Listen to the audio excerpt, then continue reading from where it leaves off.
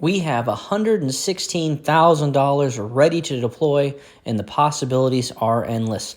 Hey everyone, welcome back to the channel. My name is Isaiah, and in this video we're going to talk about our plans for the upcoming week. But if you're new to the channel, this is an income-generating account where we sell cash-secured puts, covered calls, do credit spreads, and collect dividends in order to generate consistent weekly income. So let's jump right in to some of our plans for purchases this week, and then we'll talk about the options that we're going to roll.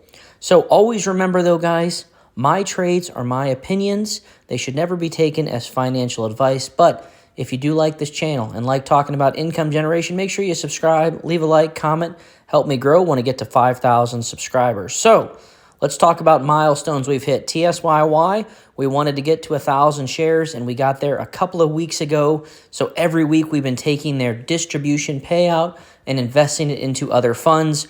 We're going to get $165 from them on Tuesday. That's fantastic. We will take it and put it into one of our stable income generators.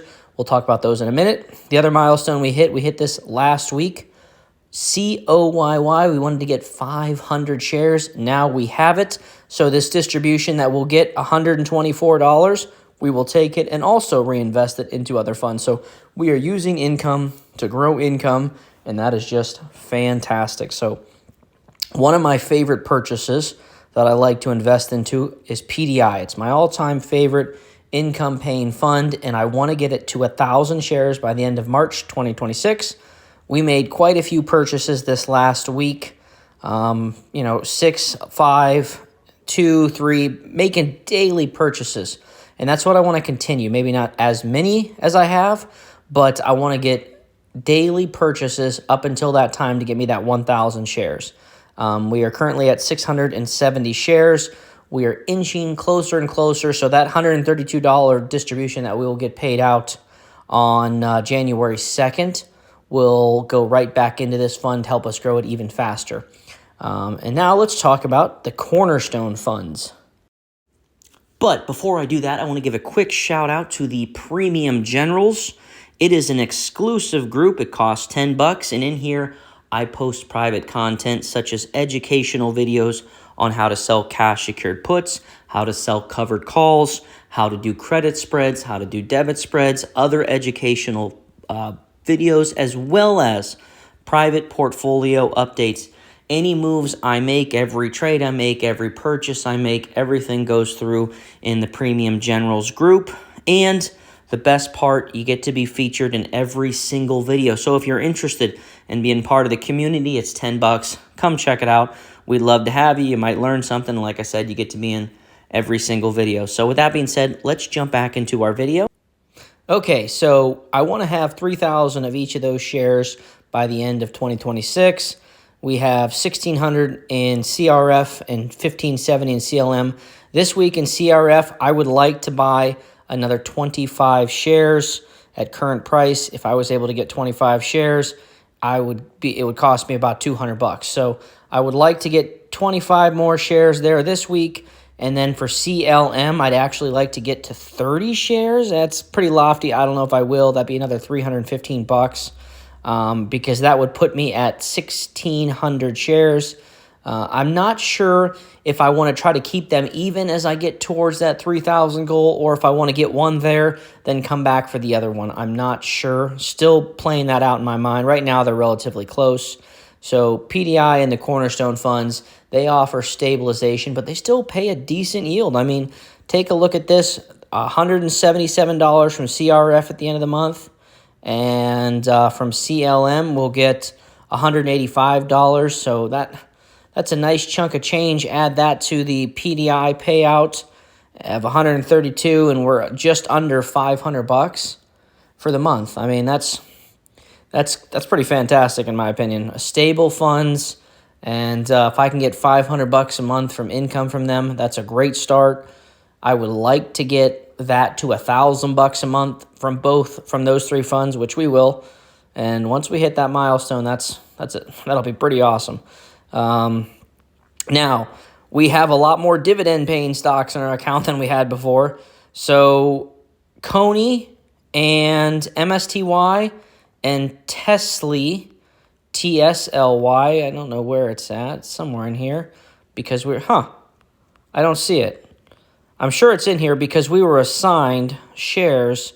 So I'm not sure why I don't see it. Maybe something just happened, but nonetheless, the Yield Max funds we sold puts on that did reverse splits, we were unable to roll those positions anymore because we no longer had 100 shares. For every option contract, you need 100 shares. So when a reverse splits happen, you're basically just stuck sitting there until you get assigned. So now we have 30 shares of CONY, 40 shares of MSTY. I'm not going to add any more funds to that. Same with YBIT and ULTY.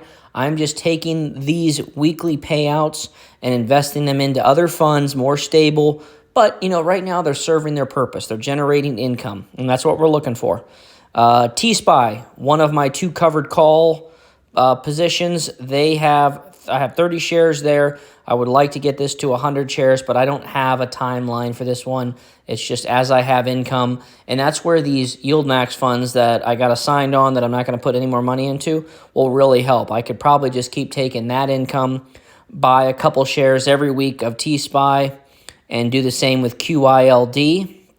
As I've trudged toward 100 shares here, I'm at 62, and I'd like to get this to 100 shares as well. But again, neither of those two do I have a timeline that I'm trying to get. Right now, the only ones I'm really setting a timeline trying to get to is the PDI, 1,000 shares by the end of 2026, or by March 2026, and then 3,000 of each of the cornerstones by the end of March 2026. So I think it's a little bit more obtainable that we get the 3,000 shares of the cornerstone funds by the end of next year over the 1,000 shares of PDI, but we will see. I'm going to try to get both of them.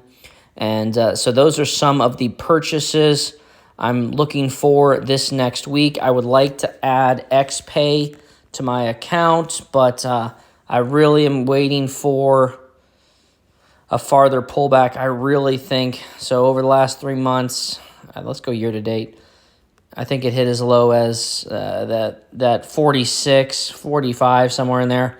I really think this is going to drop down to the mid-40s in the next couple of months.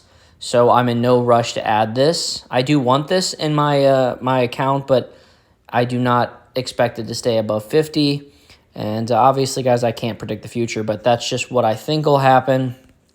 So I want to add XPay to the account, and those are the funds right now, guys, that I'm really trying to hammer in between the cornerstones, PDI, and I do have a REIT in here, the covered call ETFs, and ORC.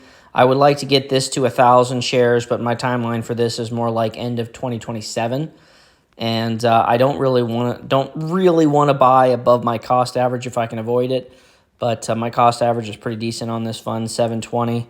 If we look year to date, it got as low as 622. So I would much rather make purchases around that price. This is another monthly payer along with the cornerstones and PDI. So $25 this month, and I only had 200 shares. So next month, their payout end of January, I'll have 300 and some shares if I make any more purchases between now and then. So excited to continue to purchase assets that are going to grow the account. With the options expiring over the last couple of days, on Friday, I have a ton of deployable cash, which I'm not going to put it all out there at one time. I will, find some plays, make daily purchases, things like that, and continue to roll options. I'll talk in tomorrow's video about my plan for option rolling for the next week. Today's video, I just wanted to talk about some of the assets that I'm going to continue to add to the portfolio next week. And let me know in the comments, guys, if you have other funds that you think I should add. I'm going to be straightforward. I'm not interested in any more Yield Max funds.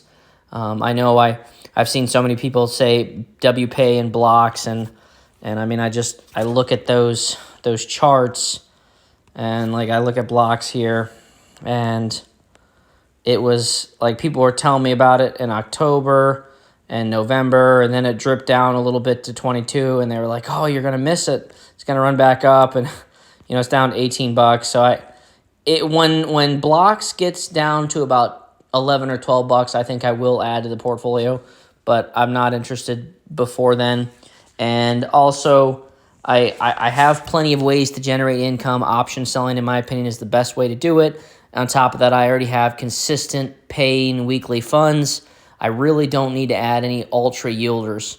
So give me some ideas, guys, for some mid-level 10 to 20% for the yield. I'd be very happy with that. Give me some ideas because I don't want to overload into the cornerstones and PDI.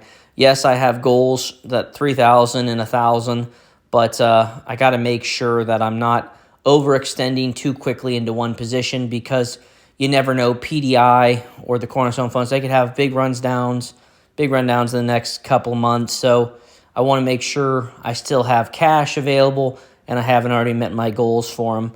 So let's see what we can do. Give me some ideas. Like I said, not interested in the super ultra yielders. Also, if they've been paying dividends for less than a year, I'm not really interested there either. Preference multiple years and not necessarily ultra yields. So give me some idea, guys. I appreciate you. And college football playoffs started yesterday. I was disappointed in Oklahoma, couldn't get it done. And Miami, that was pretty cool to watch them today. And then obviously, if you watch Tulane, just they just didn't stand a chance. But at least they gave it all they had, and I love the college football playoffs. And guys, we can always talk about stocks and sports and anything we want. So with that being said, I appreciate you, and I'll see you in the next one.